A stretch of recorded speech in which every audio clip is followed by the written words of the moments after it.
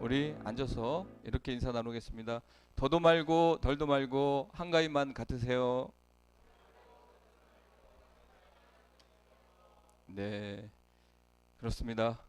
지난주에 이어서 사도 바울이 디모데에게 이 복음을 위하여 고난을 받아라. 그리고 복음을 전하는 데 있어서 멸시천대 조롱이 있을 것이고 많은 핍박이 있을 건데 그때 그 복음을 전하는 데 있어 부끄러워하지 말라고 이렇게 선포한 내용들을 여러분 기억하고 있습니다. 특별히 지난주에 세 가지 사도 바울의 그 권면을 기억하고 있을 거예요. 첫 번째가 뭐였죠? 은사를 불리듯 하라. 계속해서 새롭게 불타오도록 하라 했습니다. 은사는 장식용도 아니고 과시용도 아니고 실제적으로 현장에서 하나님 나라를 세워가는데 아주 필요한 선물이거든요. 그래서 성령이 주시는 능력을 힘입어서 복음을 전해야 됩니다. 자, 그래서 우리가 이 은사를 불리듯 하기 위해서는 그 애로 제가 그 부직갱이로 숯불이 꺼져갈 때 부직갱이로 막 흔들어 줄 때 불이 이렇게 지펴지잖아요. 그래서 여러분은 어떻게 보면 영적인 불쏘시개의 인생입니다. 요즘에 많은 사람들이 피로사회에서 지쳐가고 있어요. 그리고 말은 다 못하고 혼자서 끙끙 앓고 눈물을 흘리는 사람들이 정말 많습니다. 그래서 그런 사람들에게 다시 한번 그리스도의 십자가의 복음을 이렇게 전해야 되고요. 그 복음이 그 안에 들어가야만 그들이 수액을 맞고 사람들이 살아나듯이 살아날 수 있는 것입니다. 이러기 위해서 우리는 항상 자기 자신이 예열되어 있어야 되고 뜨거운 사명감으로 불타는 사람이 돼야 되고 그리고 복음의 빚진 자다라는 이 사고를 놓쳐서는 안 됩니다. 우리가 왜 액션을 못 취하냐면 복음이 부끄러워서가 아니라 빚진 자라는 그 사명의식이 별로 없는 거예요. 나는 그냥 죽을 뻔한 인생이고 내가 한 행위들 정말 이렇게 다 이렇게 낱낱이 샅샅이 뒤져서 이렇게 모여놓으면 정말 훌륭한 인생이 아니라 못된 인생인데 그럼에도 주님께서 그런 걸 다 하시면서 사명자로 부르시고 또 여러분에게 직분을 주시고 또 구원 영원한 생명을 여전히 선물로 여러분에게 주셨다는 이 사실이 너무 놀랍지 않습니까? 그래서 빚진 마음이 있어야 돼요. 사도 바울은 그 빚진 마음이 있었습니다. 지옥의 가장 뜨거운 곳에서 어떻게 보면 지옥의 땔감이 될 수 있는 정말 무섭고 두려운 그 길로 갈 뻔했던 사도 바울에게 그 죄인에게 찾아오셔서 그 죄인을 만나주시고 구원해주신 이 사건을 통해서 사도 바울은 내 목숨이 10개라면 10개를 다 버리고라도 그 복음을 전하겠다라는 이 투철한 사명감이 있었습니다. 근데 우리가 왜 복음이 시들어가고 우리의 사명이 왜 시들어가냐면 나는 그럴 만한 괜찮은 사람이라고 생각해서 그럴 수도 있습니다. 여러분이 성령 안에서 살아갈 때 괜찮은 사람이 될 수 있어요. 하지만 인간의 본질, 인간의 실체는 타락하고 부패하고 무능한 그런 모습이 여전히 존재합니다. 그래서 그런 마음이 다시 불릴 듯 일어나야 된다는 거죠. 나는 죽을 뻔했는데 인생인데 주님이 살려줬으니 내가 이렇게 졸고 있으면 안 되지. 내가 정신 차려야 되겠다. 이런 마음을 하는 거예요. 구세군 창시자 윌리엄 부스는 이런 얘기를 성도들에게 하면서 권면했습니다. 불은 꺼지려는 속성이 있습니다. 여러분 각자 심령에 있는 거룩한 제단의 불이 꺼지지 않게 조심하십시오. 불은 꺼지려는 속성이 있어요. 타는 속성도 있지만 꺼지려는 속성이 있습니다. 여러분의 불타야 될 그 사명, 세상 환경 속에 눌리고 세상 거 바라보다가 흔들리고 멈추고 정치하고 어떨 때는 타성해졌고 신앙이 아니라고 무기력한 삶까지도 갈 때가 있는 거죠. 그럴 때마다 우리는 서로 힘내세요. 서로 흔들어서 다시 불릴 듯 일어나게 초심을 회복하고 믿음으로 나갈 수 있도록 여러분이 더 열심히 해야 될 줄 믿습니다. 제가 2달에 한 번씩 간다는 그 청량리 가나심도 지난 화요일 날에 갔다 왔습니다. 근데 제가 그런 얘기를 듣고 더 감동받았는데 그 김수재 목사님이라는 분이 총괄을 하시는데 그분이 저한테 그러더라고. 왜 목사님 교회 성도들을 안 데리고 오냐고. 그래서 제가 찬양 가수 데리고 오지 않냐고 이렇게 얘기했는데 울산에서도 오신다. 그러니까 60명이 넘어요. 강사진이 60명이 넘고 어떤 분은 오고 싶어도 4달에 한 번 가야 돼요. 근데 저는 그분하고 잘하는 사이라서 그렇다고 살해받는 건 아닙니다. 그냥 가서 헌신하고 그분들의 그분들에게 사랑을 전하는 그런 사역인데, 울산의 어떤 목사님은 버스를 대절해 갖고 장로님부터 직분자들을 다 태워가지고 그 자리에 와서 직접 예배하는 모습을 이렇게 보게 하는 거죠. 왜냐? 그분들이요, 찬양이 너무 뜨거워요. 제가 저번에 한번 간증했잖아요. 여기서는 이제 코로나 때문에 크게 찬양도 못하게 하지, 마스크 쓰게 하지. 그래서 사람들이 이렇게 크게 찬양을 못하는 그런 분위기로 몇 년을 지났는데, 거기서는 마스크 다 쓰고 그 100명이나 되는 사람들이 크게 찬양을 하는데, 박수치며 찬양하는데, 거기 가서 제가 불을 받는다니까요. 설교하러 간 사람이 그 성도들 보고, 아니 저런 악조건에서 집이 있어, 가족이 있어, 또 미래가 있어요, 아무것도 보이지 않는 그런 사람들이 복음에 취해 있어요. 복음에 불타고 있어요. 뭔가 불쏘시개가 그들의 이 불타는 사명에 관여한 건데, 그 불쏘시개는 뭐냐? 그 정신이에요. 이 청량리 가난 쉼터 자활 영성 교육의 중심이 뭐냐? 그 사람들에게 이제 자활할 수 있는 공간을 열어주고, 국가에서 이렇게 보조를 받아서 그분들을 자활하는 또 취직도 시켜주고 이런 것도 있지만, 이 영혼이 가장 중요하다. 우리가 중요하게 생각하는 게 돈보다 더 귀한 게 뭐라 그랬어요? 영혼이죠. 예, 생명이죠. 이 영혼들을 이 기회에 그분들이 2달, 3달, 뭐 길게는 뭐 6개월 정도 있다가 다 나가야 됩니다. 왜냐하면 또 다른 사람들을 받아야 되고 자활해서 나가야 되잖아요. 그 가운데 새벽에 예배가 있어요. 그리고 저녁 때 제가 가는 시간 7시부터 8시까지 예배가 있어요. 그래서 제가 거기에서 그분들에게 딱 표현되는 목사, 어떤 목사냐면 설교 제일 60명 중에서 설교 제일 짧게 하는 목사. 그래서 점수를 땄습니다. 그리고 갈 때마다 찬양 사역자를 데리고 가서 그들의 눈물을 흐르게 하는. 근데 제가 이번에 가신 분이 이 찬양을 하기 전에 눈물을 흘려가지고 그게 신뢰가 됐어요. 왜냐하면 그분들은 이렇게 뜨겁고 이렇게 주님만 사랑하고 주님으로 이제 무장된 분들인데, 단지 지금 형편이 그럴 뿐인데 이제 그분들을 보고 눈물을 흘려버리니까 오히려 이게 역반응이 일어났어요. 왜냐? 여러분, 막 사람이 기쁘고 열심히 하고 잘하는데 그 사람 뭐 상황 보고, 아이고 네가 그렇게 박수치고 찬양해도 넌 가난하잖아, 아이고 불쌍해, 자 이렇게 하는 거하고 똑같은 거예요. 여러분, 절대 그렇지 않습니다. 우리 영혼이 춤추면, 우리 영혼이 감격하면 세상 어떤 사람보다 가장 행복한 사람이 되는 것입니다. 여러분, 오늘도 찬양하면서 얼마나 춤추고 아름다운 찬양을 했습니까? 오늘 사무엘사 6장에 누가 나옵니까? 미갈이 나옵니다. 미갈이, 다윗이 다시 미갈을 찾아서 그 왕궁으로 헤브론으로 불렀는데, 미갈이 다윗이 옷이 벗겨질 정도로 춤을 추니까 채신머리 없다 해가지고 그렇게 한 말에 다윗이 충격을 먹었습니다.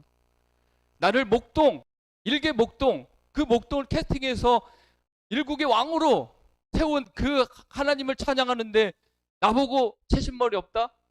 아무리 왕비라도 안 되는 거예요. 다윗이 열받았습니다. 딴 건 내가 다 참는데 이건 못 참는다. 여러분, 춤추며 찬양하는 것을 비웃는 사람은 미갈하고 똑같은 겁니다. 그리고 하나님을 찬양하는데 소극적인 사람은 미갈하고 똑같은 거예요. 다윗이 미갈과 결별해버린 것이 그 말 한마디.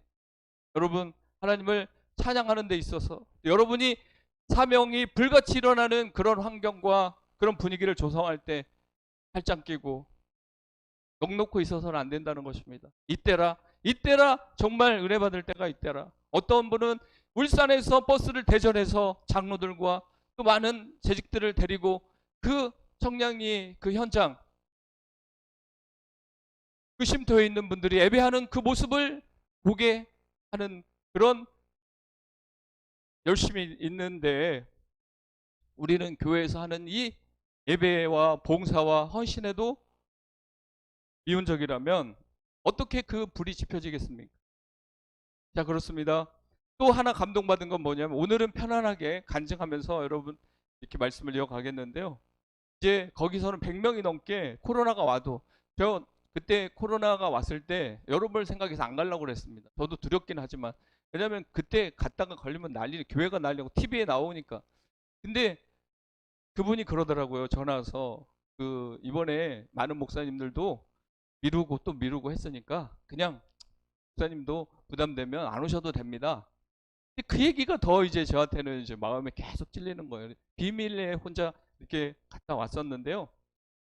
이 시청, 이게 민원이 들어간 거예요. 시청하고 구청, 시청하고 구청에 민원이 들어가서 인권 부분에 대해서. 왜냐, 요즘에 뭐 기독교 단체라고 해도 예배를 강제적으로 드리게 한다던가, 그렇게 했을 때는 민원이 들어가면은 제재를 받습니다. 또 문 닫을 수도 있어요, 잘못하면. 근데 100명 전부 100명에게 다 조사를 하는데 한두 명이라도 강제적으로 예배를 하면 예배가 폐쇄되는 거예요.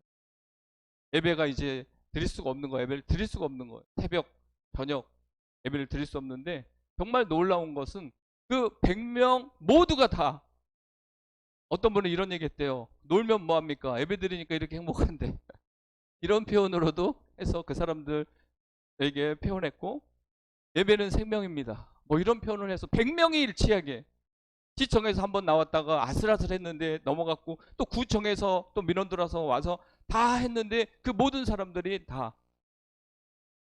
예배는 자원해서 스스로 하나님 만나기 위해서 내 영혼을 위해서 드리는 것입니다 라고 했다고 합니다.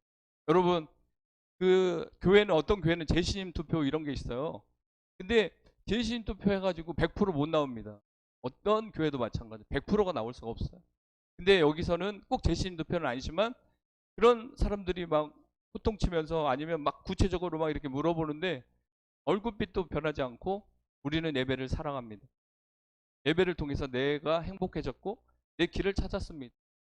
자, 그렇습니다. 은사가 불리듯 일어나는 것입니다. 누군가 계속해서 새롭게 그 불을 타오르게 하는 그 길에 있다는 것입니다. 여러분도 이렇게 서로 이런 뜨거운 열정을 심어줬으면 좋겠습니다. 그래서 비록 그 평신도 간증자지만 그 하현숙 집사님이 자기가 왔다가 이렇게 하면 1시간만 하려고 했는데, 자기는 1시간 한 줄 알았는데 2시간에서 너무 죄송하다고 한 것도, 이 가정, 자기가 깨어진 가정에서 재혼하고 다시 사는 가운데서 반드시 가정을 지켜야 된다, 그런 의미에서 그가, 하나님이 자기를 붙들어 주셨고 우리 행복한 교회 보냈고, 이게 이제 방송을 타고 보는 사람들이 이게 보잖아요.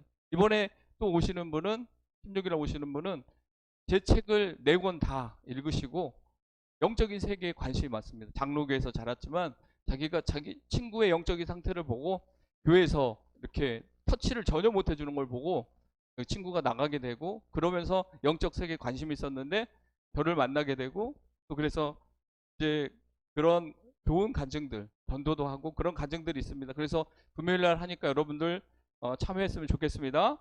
그리고 하나님이 주신 마음은 두려운 마음이 아니라고 했죠. 오직 능력과 사랑과 절제라고 했습니다. 두려운 마음은 마귀가 주는 거예요. 그렇죠?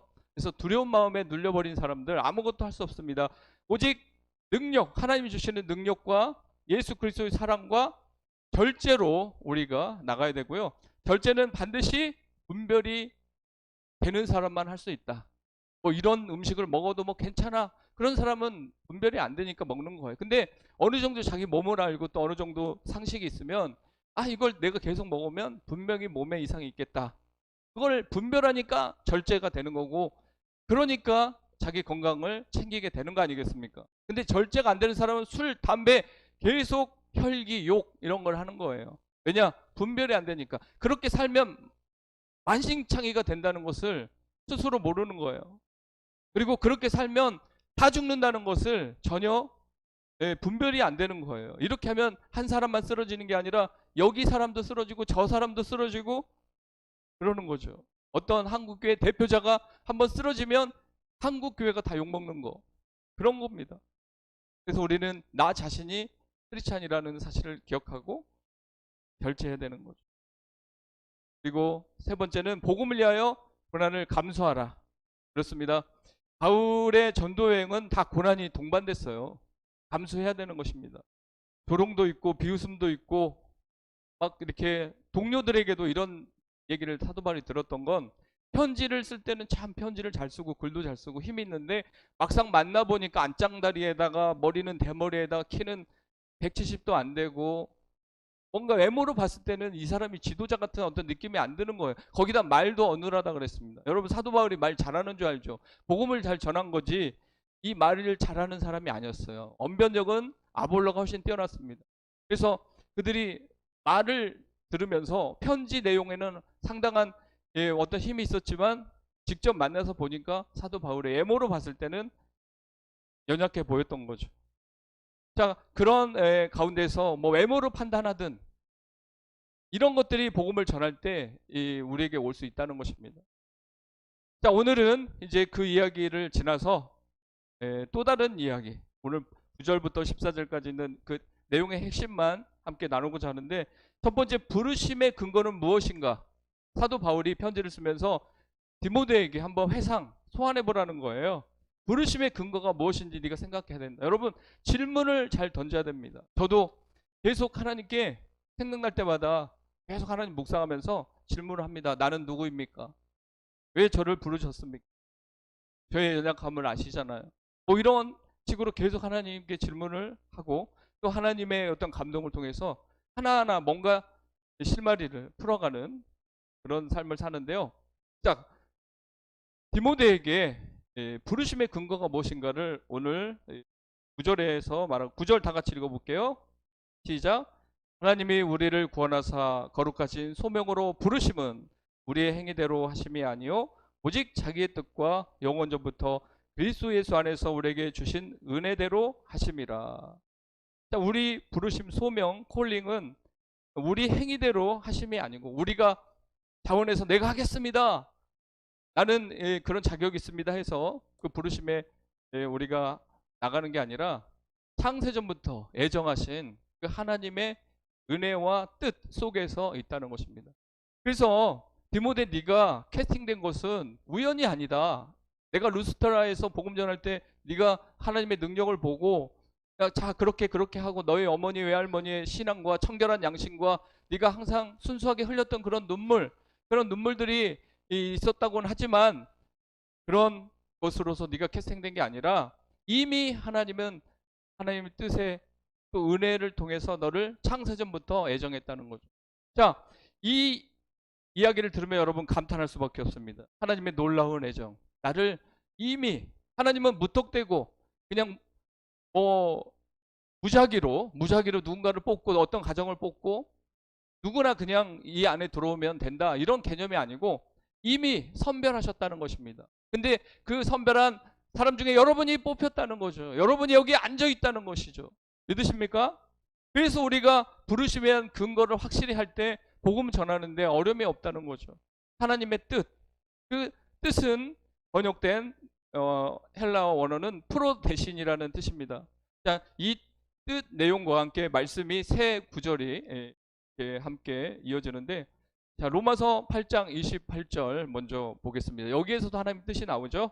자, 시작. 곧 그 뜻대로 부르심을 입은 자들은, 그 뜻대로 부르심을 입었다. 자, 로마서 9장 11절도 읽어보겠습니다. 로마서 9장 11절 시작. 하나님의 뜻이, 로마서 9장 11절 시작.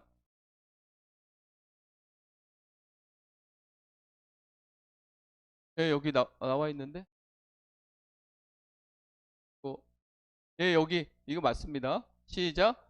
그 자식들이 아직 나지도 아니하고 무슨 선이나 악을 행하지 아니한 때 택하심을 따라 되는 하나님의 뜻이 행위로 말지 않고 오직 부르시는 이로 말미암아 서게 하려 하심이라. 아멘. 자, 에베소서 또 1장 11절 한번 또 보겠습니다. 시작. 모든 일을 그의 뜻의 결정대로 일하시는 이의 계획을 따라 우리가 애정을 입어 그 안에서 기업이 되었으니. 자, 그렇습니다. 하나님의 뜻이라는 거죠.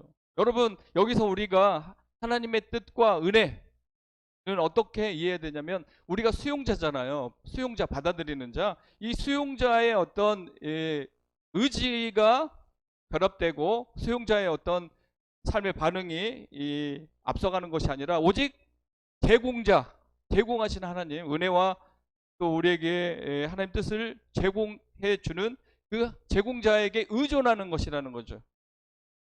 그렇습니다. 하나님의 뜻에 모든 것이 결정되는 것을 믿으시기 바랍니다. 그래서 하나님의 뜻은 한마디로 하나님의 지혜롭고 확고하며 명확한 계획을 의미합니다. 그래서 하나님은 누구를 불렀을 때 실수하지 않는다, 후회하지 않는다라고 했던 것은 실수하지 않기 때문에 후회도 없어요.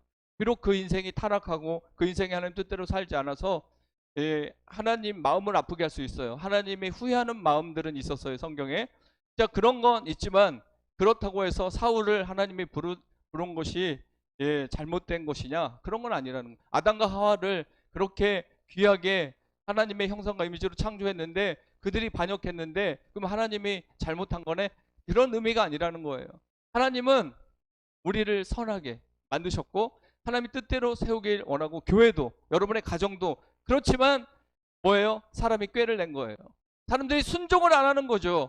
그 부르심에 온전히 나가지 않는 겁니다.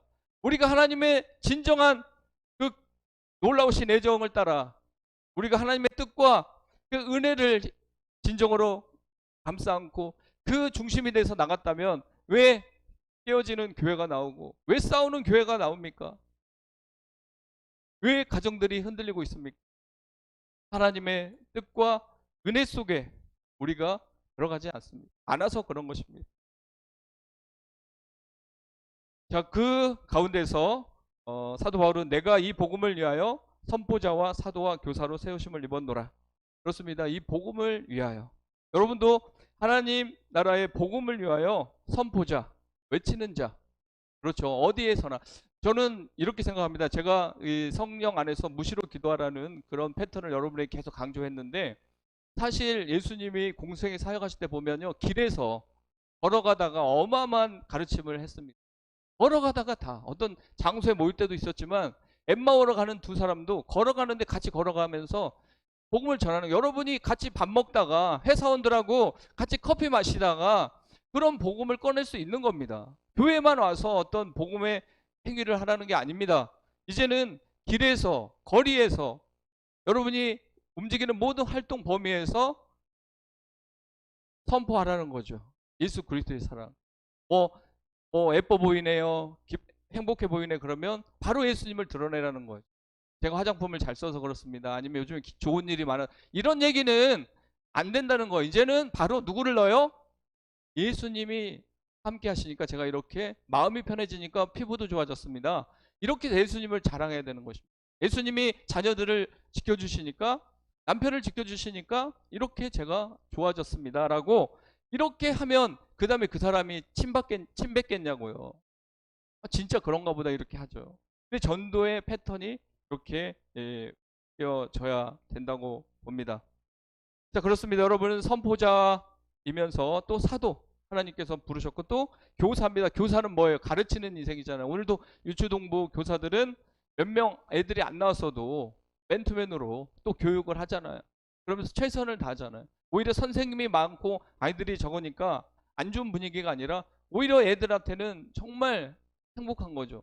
많은 선생님들이 사랑으로, 많은 선생님들이 열정과 헌신으로 우리의 영혼을 책임지려고 저렇게 준비하고 있다라는 그런 모습을 볼 때 교사로서 부르심을 받은 거에 대해서 정말 감사해야 됩니다. 그리고 여러분들이 소그룹을 하든 뭘 하든 최소한의 어떤 이 가르칠 수 있는 분명히 누가 무슨 말을 했을 때 내가 바로 복음에 대해서 기독교에 대해서 이렇게 설명할 수 있고 설득시킬 수 있는 최소한의 어떤 교리적인 것은 여러분이 가지고 있어야 됩니다. 자, 그런 가운데서 12절에 이로 말미암아 내가 또 이 고난을 받되 부끄러워하지 아니함은 내가 믿는 자를 내가 알고 또한 내가 의탁한 것을 그날까지 그가 능히 지키실 줄 확신함이라. 알고 확신한다는 거죠. 여러분 모르면서 확신하지 마십시오. 아는 것 같은데 아는 것 같기도 하고 모르는 것 같은데 아는 척하지 말아야 됩니다. 반드시 알아야만 확신을 가질 수 있습니다. 사도 바울은 예수님을 만났습니다. 다메섹성에 만났고 그가 힘들고 어려울 때마다 바울아 두려워하지 말라. 내가 너와 함께한다. 이 성에 정말 많은 영혼들이 있다. 너에게 책임을 맡기고 너에게 부탁한다. 그 영혼들을 사랑해서 복음을 전해다오. 주님께서 계속 나타나시고 말씀하시고 삶 속에서 기적으로 함께하시고 사인을 보내시고 바울과 너무도 친밀한 관계를 유지하고 있었어요. 그래서 알다, 히브리서 야다, 헬라어는 기노스코라는 단어인데, 알다는 것은 그냥 지식적으로 아는 게 아니라 체험, 경험, 확실하게 아는 것을 말합니다. 사도 바울은 하나님을 확실히 알고 있었어요. 그렇기 때문에 이 고난 같은 게 장애물이 되지 않았습니다. 그분을 자랑하고 그분의 복음을 전하면 영원한 상급이 있다. 그리고 내가 그렇게 복음을 전할 때 하나님은 내 옆에서 천사를 통해서 직접 도와주신다. 그를 내가 알고 또 내가 그가 나를 알기 때문에 내가 필요한 모든 것을 의탁한다. 모든 것을 의탁한다. 나의 적금을 맡긴다라는 의미예요. 여기서 의탁하다는 말은 적금을 맡긴다라는 것입니다. 여러분 참 놀랍지 않습니까? 자, 그렇습니다. 바울은 자신이 믿을 수 있는 분을 신뢰해 왔음을 알고 있고요. 그는 올바른 대의를 위해 자신이 일생을 바쳤음을 또한 알고 있고, 그래서 그는 부끄럽지 않았습니다. 그는 평생 주님과 함께한 경험이 있죠. 어떤 경험이요? 기쁨과 슬픔이 교차하는. 기쁠 때가 너무 많았어요. 그러나 슬플 때도 그림자처럼 또 슬픔이 찾아오는 거예요. 여러분이 믿음 생활 할 때 막 기쁘고 행복할 때도 있지만 우울하고 힘들고 무기력할 때도 많이 있어. 이게 교차하는 거예요. 사도 바울도 그랬는데요. 사도 바울이 얼마나 힘든 시간을 보냈냐면, 오라 나는 공관자로다. 이 사막에서 누가 나를 건져내랴. 이런 탄식도 비참함도 다 드러냈던 사람입니다. 그리고 고통과 좌절의 시간이 있었어요. 박해받는 시간도 있었어요. 기도와 사역의 시간이 있었고, 하나님의 인도하심과 채우심의 그런 경험들이 사도 바울에게 있었습니다. 이 모든 경험들을 통해서 하나님을 더 알게 되었습니다. 우리는 고난과 연단을 통해 하나님을 좀 더 자세히 알아갈 수 있다는 사실을 기억해야 됩니다. 저는 이 고난하면 요셉이 떠오르고요. 정말 13년의 그 고통의 시간. 욥은 또 얼마나 고통스러웠습니까? 하나님을 누구보다도 잘 알고, 하나님도 동양에서 욥처럼 믿음 좋은 사람 없다. 아니, 세계적으로 욥과 같은 사람은 없다라고 할 정도로 욥은 준비되어 있었습니다. 근데 욥도 이해가 안 되는 게 있어요. 그래, 하나님 자식들도 데려갔지, 재산도 데려갔지, 내 몸도 치셨지. 자, 그러면 이제 하나님 말씀해 주셔야 되는데, 왜 그런지 얘기해 주셔야 되는데 왜 말이 없으시지? 갑자기 친구들이 와서 조롱하고 네가 죄를 졌으니까 그런지 하나님이 그럴 뿐이냐? 성경을 자세히 읽어봐라. 이제 이 욥도 견딜 수가 없는 거예요. 그 전에 가졌던 모든 믿음을 다 까먹었어요. 다 까먹은 거예요. 그때 그 자신은 주신 이도 하나님이시니까 취하시는 도 하나님이다라고 말할 수 있었던 그 믿음의 자신감이 이제는 다 미천이 다 드러난 거죠. 하물며 우리는 어떻겠습니까? 무슨 믿음이 좋다고 어디 가서 자랑할 수 있겠습니까? 훅 한번 하나님이 테스트 한번 해보면 그때 사냐 죽느냐 난리치고 그런 게 우리일 수도 있다는 거예요. 그러나 이런 가운데서 그 고난을 통해서 하나님의 왜 이 고난을 주셨을까? 그리고 내 고집 센 걸 알면서 이 고집 꺾으려고 하나님이 왜 계속 그러실까? 하나님만 손일 텐데 왜 내 자존심을 꺾으려고 하고 내 고집을 꺾으려고 하고 내 스타일에 이런 것을 어떻게든지 갈아엎으려고 하실까? 자, 그런 신랑이가 있을 수 있는데 결국 하나님이 그 고난을 주고 연단을 준 것은 우리를 더욱더 하나님의 사람으로 만들고 이 복음 전파자로서의 그 본이 될 수 있는 정금 같은 모습으로, 보석과 같은 모습으로 만들고자 합니다. 여러분, 로마서를 보석이라고 하는데 그 중에 로마서 8장을 뭐라고 하는지 아세요? 반지라고 하는데 그 로마서 8장을 보석, 그 반지의 핵심 보석이라고 말하고 있습니다. 여러분이 이 보석이 되기까지 이 하나님은 연단했고, 사도 바울은 그 연단을 통해서 믿음을 잃어버린 사람이 아니에요. 오늘 이 본문 이 15절에서 18절까지 보면 아시아 사람들이 바울을 다 떠났다고, 배신자라고 사도 바울이 너무 괴로워하고 있습니다. 그렇게 같이 믿음 생활했던 사람들이 옥에 갇히고 이제 죽는다는 소리, 바울의 시대는 끝났다, 바울은 로마 감옥 차디찬 곳에서 이제 죽어가고 있다, 그는 다시는 자유의 몸이 될 수 없다, 편지만 쓸 수 있는 사람이다. 우리가 로마에 가서 사도 바울을 면회하다가 우리까지 불이익을 당할 수 있다 해서 많은 사람들이 떠났대요. 배신했다는 거예요. 근데 오네시보로라는 사람만 끝까지 그 감옥에 와서 면회하고 그랬습니다. 이런 그 상태를 사도 바울도 경험하고 있었는데, 그러나 현장에서 가장 고통을 겪고 있는 바울은 그 고난조차도 하나님의 섭리였고, 그 고난 속에서도 복음을 더욱더 빛나게 했던 존재가 된 것입니다. 우리는 조금만 어떤 응답이 없다 그러면 목사에게도 책임을 전가하고, 부부는 서로 전가하고, 좋을 때만 당신 덕분입니다 하고. 여러분, 여러분의 모습이에요. 여러분이 하나님과 이 교회에 더욱더 가까워지기 위해서, 연단되어지고 보석이 되기 위해서 깎아지는 시간이 여러분에게 있는 것입니다. 믿으십니까? 그러면서 내가 의탁한 것, 아까 말했듯이 문자적으로 나의 적금을 지키는 그 길에 하나님이 함께 하신다. 자, 여기에서 바울은 뭘 의탁했을까요? 우리가 한번 생각해 봅니다. 첫 번째, 바울은 하나님이 자신의 복음 전파를 통해 회심한 자들의 영혼을 지켜주실 것을 의탁하고 적금처럼 맡겼습니다. 두 번째, 바울은 그리스도께서 재림하실 때까지 하나님의 자신의 영혼을 지켜주실 것을 의탁한 것입니다. 세 번째, 바울은 자신이 감옥에 갇혀 죽음을 기다리고 있지만 하나님께서 복음 사역을 수행하시며 디모데 같은 다른 이들을 통해 그 교훈을 지키실 것을 확신하고 의탁했던 거죠. 여기 적금에 해당하는 단어는, 의탁하다의 그 단어는 당신이 여행을 하는 동안 가치 있는 물건을 안전하게 보관해 줄 친구에게 맡긴다는 의미예요. 그렇습니다. 하나님께 맡겼어요. 그런 편지를 통해서 디모데에게, 또 많은 사람들에게, 사역자들에게 너희들 하나님께 다 맡긴다. 너희들의 사역을 하나님께 맡긴다. 즉 그 적금은 바울의 메시지와 사역이라는 것입니다. 우리가 그 적금을 14절에서 아름다운 것이라고 확인할 수 있습니다. 자, 이렇게 의탁했습니다. 그리고 자기 사역을 의탁했습니다. 자기 인생을 다 하나님께 의탁했습니다. 친구에게 적금을 맡기듯이 주님께 자기의 모든 사역을 이제 맡겼습니다. 자, 그런 가운데 마지막으로 14절 다 같이 읽어보겠습니다. 시작. 우리 안에 거하시는 성령으로 말미암아 내게 부탁한 아름다운 것을 지키리라. 그렇습니다. 성령으로만 가능한 것입니다. 힘으로 능으로 안 된다고 했어요. 오직 성령으로 되는 것입니다.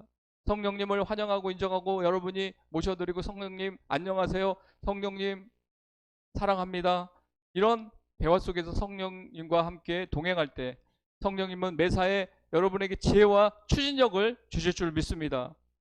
결국 복음을 지켜나가고 확장해 나가는데 성령님이 진두지휘를 하신다는 사실입니다. 여러분이 앞서간다면 성령님은 뒷짐지고 계십니다. 근데 여러분이 성령님 도와주세요, 저의 힘으로는 아무것도 할 수 없습니다, 이렇게 기도할 때 성령님은 여러분에게 힘을 주실 줄 믿습니다. 우리 개인적인 삶의 거룩과 승리의 삶을 가져오는 것도 성령의 도우심을 통해 가능합니다. 오늘 지난주부터 오늘까지 두 번에 걸쳐서 1장에 나온, 디모데후서 1장에 나온 내용을 함께 우리가 살펴보면서 복음을 위하여 고난을 하는 것은, 감수하는 것은 당연한 것이고, 또 복음을 부끄러워하지 마라. 많은 사람들이 사도 바울이 옥에서 다시는 못 나올 것이고 그의 시대는 끝났다고 했을 때 떠나버리고 불이익을 당할까봐 사도 바울 모릅니다, 못 본 채하고 떠났어요. 저는 이 본문 내용을 보면서 여러분도 한번 생각해 보세요. 내가 만약에 혼자 됐을 때, 내가 버림받았을 때 어떤 사람이 그래도 나를 찾아올 수 있을까? 모든 걸 잃고 외롭게 혼자 있을 때 어떤 사람이 찾아와서 힘내라고 도와줄 수 있을까? 저는 몇 사람 딱 떠오르더라고요. 이 사람은 절대, 내가 어떤 상황이라도, 그 사람은 원래 부모입니다. 그 사람은 일순위가, 엄마는 영원한 내 편이잖아요. 여러분이 아무리 잘못하고 여러분이 실망시켜도 엄마는 여러분을 떠나지 않아요. 그렇죠? 그게 유일한 이제 이 부모의 소중함이죠. 그 다음에 가족이 되면 좋겠죠. 친구가 되면 좋겠죠. 또 신앙 안에서 이렇게 살아온, 서로 신뢰하고 믿어왔던 사람, 그런 사람이 되면 좋겠죠. 여러분도 한번 곰곰이 생각해 보십시오. 친한 것 같은데, 나랑 친한 것 같은데 진짜 내가 가장 어렵고 힘든 상황이 와도 그 사람만큼은 나에게 든든한 어떤 위로자가 될 거야. 내 입장을 이해해 줄 사람이 될 거야. 그런 사람이 있어야 돼요. 근데 여러분이 그런 사람이 없이 살아간다는 것도 좀 안타까운 일이죠. 자, 그렇습니다. 사도 바울은 디모데를 그렇게 생각한 거예요. 자기가 죽을지라도, 감옥에서 죽을지라도 디모데는 스승을 부끄럽게 생각하지 않고, 복음을 부끄럽게 생각하지 않고, 하나님으로부터 받은 선포자와 그리고 사도와 교사인 나를 하나님이 도와주지 않아서 죽었다, 그런 사람들과 같이 생각하지 않는다는 거예요. 진실한 사람이었다, 하나님이 사랑했던 사람이었다 라고 디모데는 끝까지 사도 바울의 발자취와 그 삶의 본을 따라 갔다는 것입니다. 우리도 그렇게 되어질 줄 믿습니다. 오늘 저는 여전히 약속을 지키고 배지를 달고 왔습니다. 그리스도의 사랑으로. 여러분, 배지 다신 분 손들어 주십시오. 네네, 두 분. 네, 강대건 손든 게 아니라 여기만 치고 있습니다. 가슴만. 여기다 달아야 된다는 거 저도 알고 있죠. 두 분만, 네, 두 분만 차고 왔습니다. 물론 옷 갈아입다가 까먹은 사람이 50% 이상 될 줄 믿습니다. 그러나 우리는 이 작은 하나의 기억, 여기 내가 직장 갈 때는 뭐 혹시 못 달았어도 최소한 교회 갈 때는 달아야 되겠다, 그 생각이 있는 사람만 달고 온 겁니다. 자, 이 러브, 예, 주님의 사랑이 내 가슴에 있고, 이 배지는 우리가 지금 전도 축제 기간입니다. 그리스도의 사랑을 표현하고자 이렇게, 예, 제가 달고 다닙니다. 하면서 대화를 이어갈 수 있는 또한 매개체인 것이죠. 자, 그렇습니다. 우리는 이 작은 어떤 행동에, 또 작은 어떤 약속에 민감하게 반응하고, 또 그렇게 나갈 때 하나님께서 길을 열어준다는 사실을 꼭 기억했으면 좋겠습니다.